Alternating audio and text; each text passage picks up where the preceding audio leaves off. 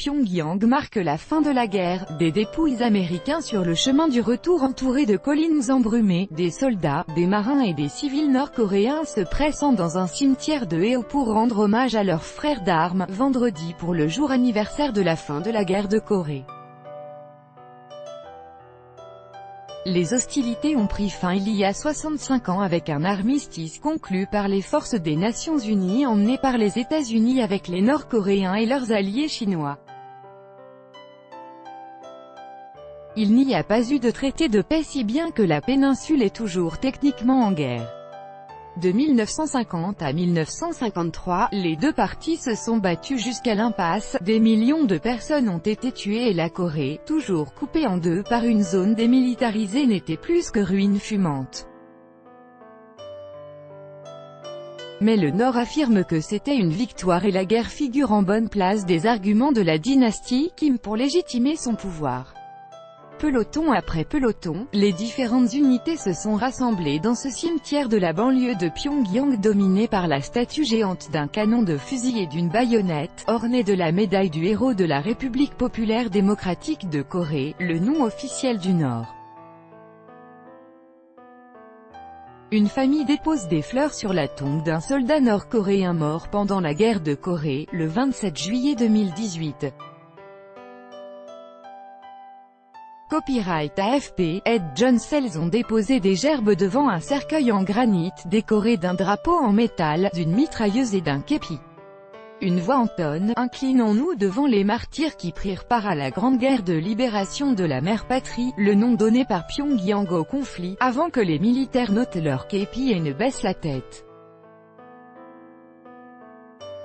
Le premier occupant du cimetière à être tombé au combat, Jang Tae-ha, 22 ans, a bloqué l'entrée d'une casemate avec sa poitrine 6 jours après l'invasion du Sud par le Nord en 1950 afin de permettre à son unité d'avancer. Ordre chronologique: le dernier soldat à succomber fut Ri Yong-jun, 20 ans, canonnier fait héros de la RPDC pour avoir abattu 4 appareils ennemis, mort 5 jours avant la fin du conflit.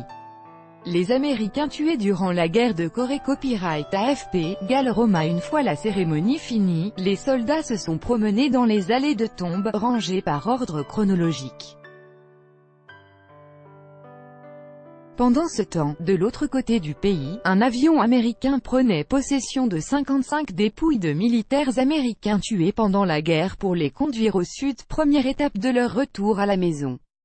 Les relations entre la Corée du Nord dotée de l'arme nucléaire et les États-Unis ont connu ces derniers temps un revirement stupéfiant.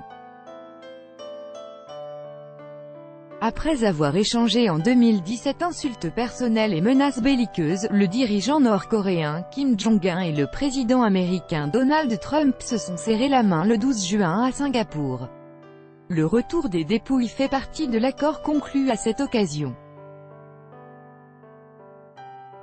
En revanche, la question de savoir si le Nord est disposé à renoncer à l'arsenal atomique qui lui a valu de multiples trains de sanctions de l'ONU est loin d'être tranchée. Victoire éclatante, le dirigeant nord-coréen Kim Jong-un s'est rendu le 26 juillet 2018 au « cimetière des martyrs de la Grande Guerre de libération de la mère patrie », nom donné au Nord à la guerre de Corée, pour le 65e anniversaire de l'armistice. AFP PHOTO KCNA via KNS Copyright KCNA via KNS KCNA via KNS à Singapour. Monsieur Kim s'est engagé à travailler pour la dénucléarisation de la péninsule, une formule vague sujette interprétation divergente. Pyongyang n'a procédé à aucune mesure confirmée et dénoncé les exigences unilatérales des États-Unis et leurs méthodes de gangster, mais le Nord veut développer son économie et les autorités souhaitent que le climat actuel de bonhomie perdure.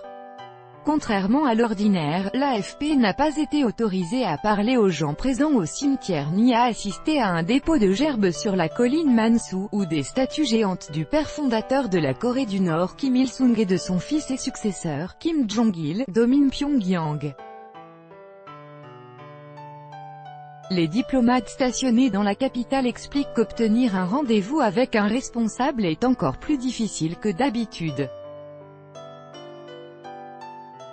La guerre de Corée en chiffres copyright AFP. Les affiches de propagande se focalisent davantage sur l'héroïsme des combattants nord-coréens, plutôt que sur les condamnations de l'ennemi. Lors d'une conférence nationale des vétérans de la guerre, Cho Ryong-chae, membre du présidium du Politburo, a mis en exergue jeudi la victoire éclatante de l'idée militaire influencée par le juge, l'idéologie du régime, de la stratégie, des tactiques et de l'art remarquable du commandement de Kim Il-sung. L'année dernière, les médias officiels parlaient des agresseurs impérialistes américains, ajoutant que le Nord triompherait sans peine de l'ennemi. Et le 28 juillet 2017, Pyongyang procédait à son deuxième lancement de HWASONG-14, son missile balistique intercontinental. Tout droit de reproduction et de représentation réservé, copyright 2018, Agence France Presse.